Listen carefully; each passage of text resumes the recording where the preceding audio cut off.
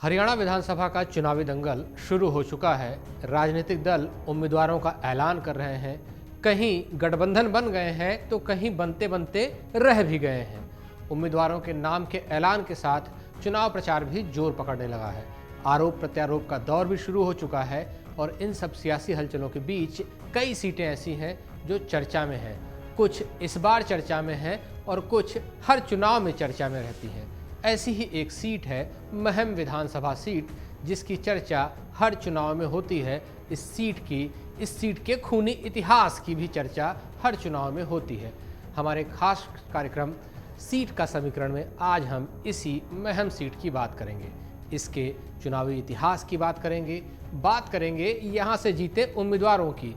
पिछले चुनाव में यहाँ क्या हुआ, क्यों कहा जाता है सबसे खूनी इतिहास वाली सीट इसे, यह भी बताएंगे। और यह भी बताएंगे कि इस बार किस तरह के समीकरण हैं महम विधानसभा सीट पर। शुरुआत कर लेते हैं बिल्कुल शुरुआत से ही, वहां से जहां ये सीट अस्तित्व में आई। जब ये सीट अस्तित्व में आई तब हरियाणा भी अस्तित्व में नहीं था, तब अस्तित्व में था पंजाब। और इस पंजाब के 1962 के चुनाव में महम सीट अस्तित्व में आई और तब ये अनुसूचित जात के लिए आरक्षित थी। 1962 के इस विधानसभा चुनाव में महम से हरियाणा लोक समिति के रामधारी को जीत मिली थी और उन्होंने कांग्रेस के छज्जू राम को शिकस्त दी थी। बात आती है 1966 की, जब हरियाणा का गठन होता है। ये विधायक जो कि पंजाब के चुनाव से जीते थे वो अब हरियाणा के विधायक हो चुके थे और उसके बाद नई सरकार बनती है और पहला चुनाव जो हरियाणा का होता है वो होता है 1967 में। रोहतक जिले की महम सीट से इस बार जीतते हैं निर्दलीय महासिंह और जीत के बाद वो मंत्री भी बनते हैं। कांग्रेस के उम्मीदवार को हराते हैं बी प्रसाद को 5514 वोटों से। इसके बाद एक साल भी नहीं बीतता, बहुत कुछ बदल जाता है हरियाणा में। दरअसल होता क्या है कि चुनाव होते हैं, चुनाव के बाद भगवत शरण शर्मा, मुख्यमंत्री शर्मा जो कि राज्य के गठन के बाद मुख्यमंत्री थे, लेकिन हफ्ता भर भी नहीं बीतता कि भगवत साफ उन्हीं के पार्टी के लोग बगावत कर देते हैं। बगावत का चेहरा जो होते हैं वो कांग्रेस के ही लोग होते हैं। कांग्रेस के कई विधायक पाला बदलने लगते हैं। पाला बदलने के साथ महज हफ्ते भर के भीतर सरकार गिर जाती है और नए सिरे से एक नई सरकार बनती है। पर सरकार जो बनती है उस सरकार के लिए भी बहुत कुछ बदलता नहीं है। उसके लिए भी लगातार विधायकों का जो दल बदलने का सिलसिला था, कभी इधर कभी उधर होने का सिलसिला था, वो जारी रहता है। जारी इतना रहता है कि एक किस्सा और एक कहावत उससे बहुत मशहूर हो जाती है। वो कहावत जिसे कहते हैं आया राम गया राम वाली कहावत, जो कि हरियाणा के विधायकों के इस दल बदल की वजह से ही मशहूर हुई। दरअसल हरियाणा के एक विधायक थे गया लाल, जो कि उस वक्त कांग्रेस के विधायक थे।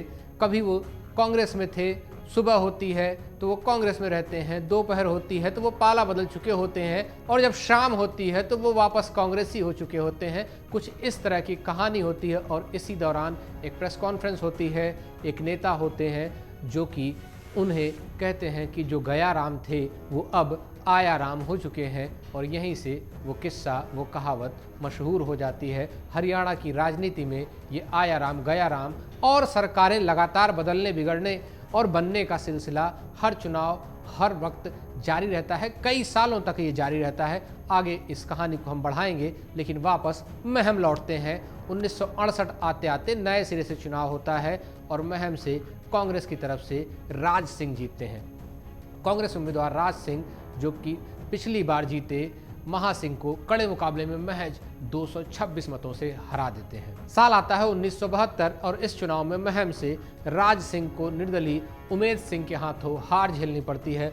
उमेश सिंह कड़े मुकाबले में महज 612 मतों से जीत जाते हैं। साल 1977 आपातकाल के बाद का चुनाव, जहां पर हरियाणा में जब चुनाव होते हैं तो यहाँ भी बाकी उत्तर भारत की तरह जनता पार्टी को बड़ी जीत मिलती है, सरकार बनती है, लेकिन जनता पार्टी और निर्दलीय उम्मीदवार के बीच में महम में मुकाबला होता है। यहाँ से जनता पार्टी के हरस्वरूप निर्दलीय उम्मीदवार वजीर सिंह को 13,985 मतों से शिकस्त दे देते हैं।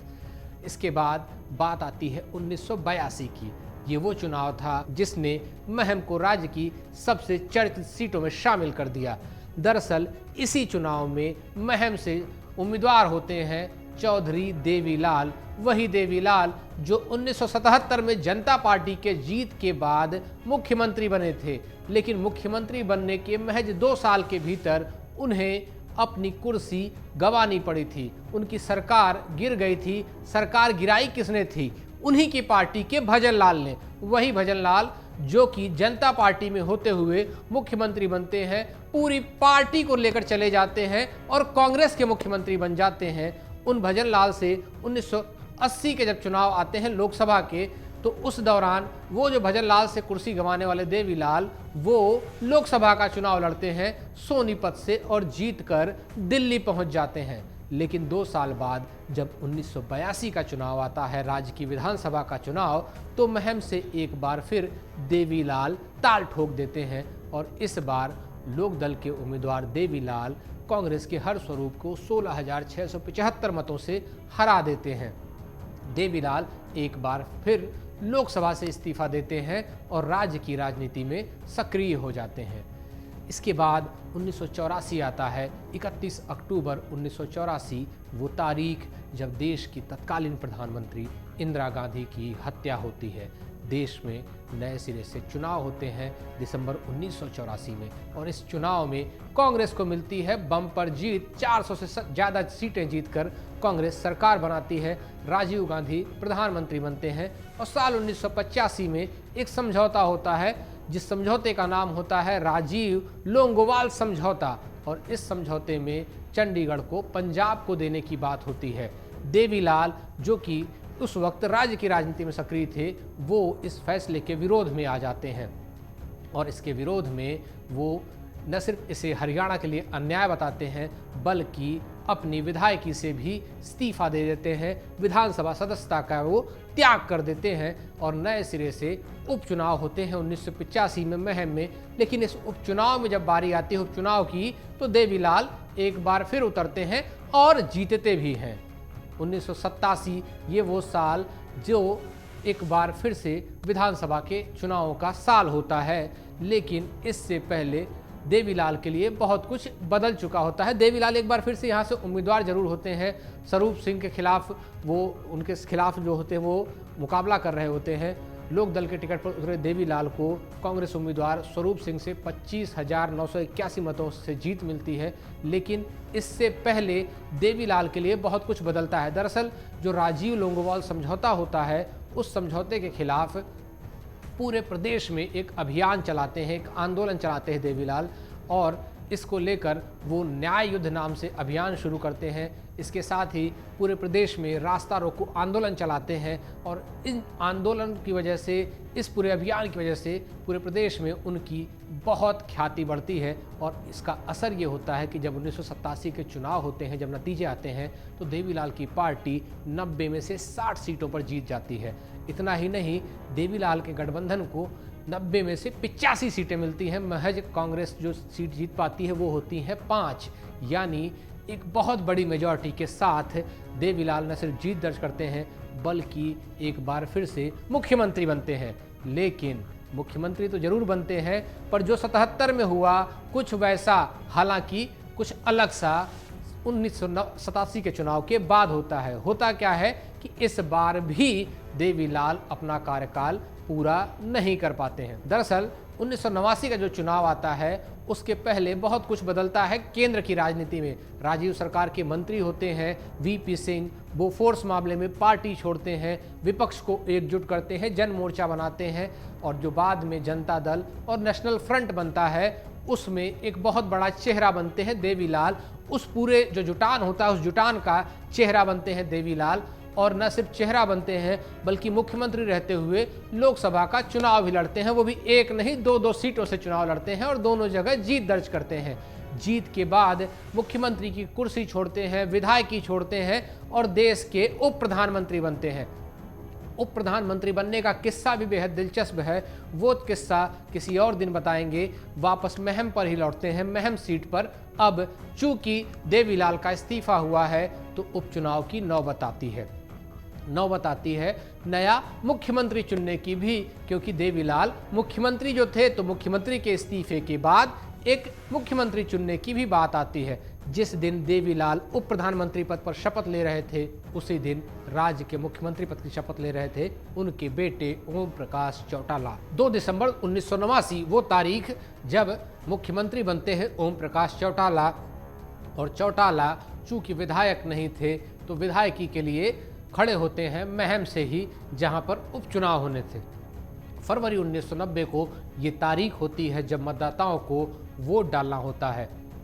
इस चुनाव में मुख्यमंत्री ओम प्रकाश चौटाला के पक्ष में बड़े पैमाने पर बूथ कैप्चरिंग के आरोप लगते हैं। 28 फरवरी को जो रीपोल हो रहा होता है उस दौरान जमकर हिंसा होती है और इस हिंसा में कम से कम 10 लोग मारे जाते हैं।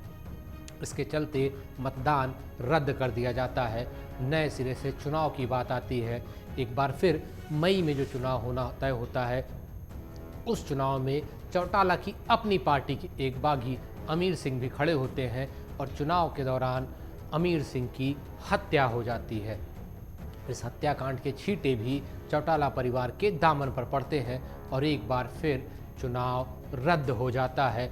आखिरकार 22 मई 1990 को ओम प्रकाश चौटाला को इस्तीफा देना पड़ता है क्योंकि वो विधायक नहीं बन पाए थे। साल 1991 एक बार फिर विधानसभा के चुनाव होते हैं और महम सीट से जीतते हैं आनंद सिंह दांगी, जो कि कांग्रेस के उम्मीदवार होते हैं।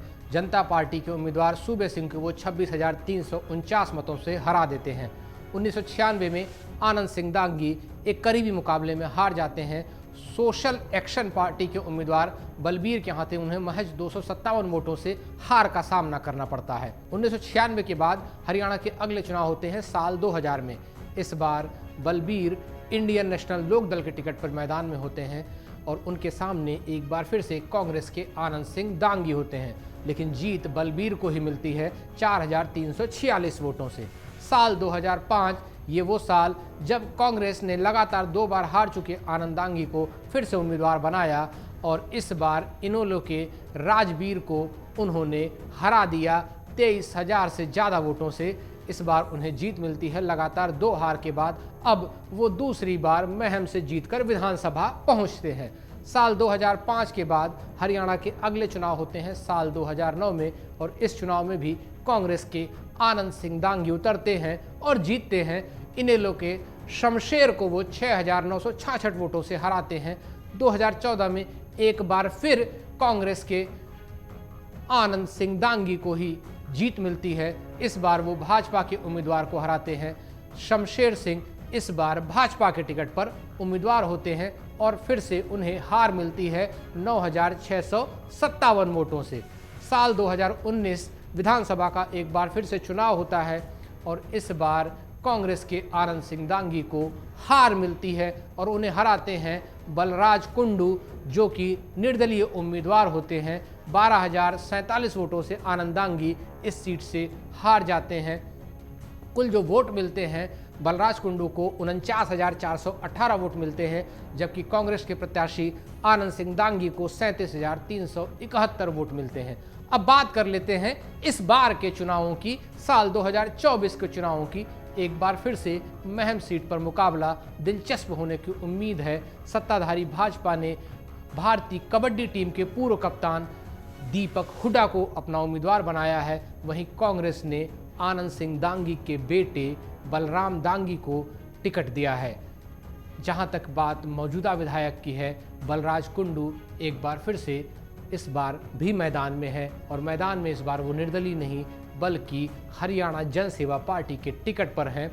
बलराज कुंडू अपनी जीत को फिर से दोहरा पाते हैं या फिर आनंद दांगी के बेटे पिता की विरासत को, जो कि लगातार यहाँ से जीतते रहे, उनको आगे ले जाते हैं, या फिर दीपक हुड्डा जिस तरह से कबड्डी में अपने दांव दिखाते थे वैसा कुछ दांव दिखाते हैं। ये सब पता चलेगा आपको 8 अक्टूबर को जब नतीजे आएंगे और उन नतीजों के बाद महम किस तरफ जाएगा ये आपको तय हो जाएगा।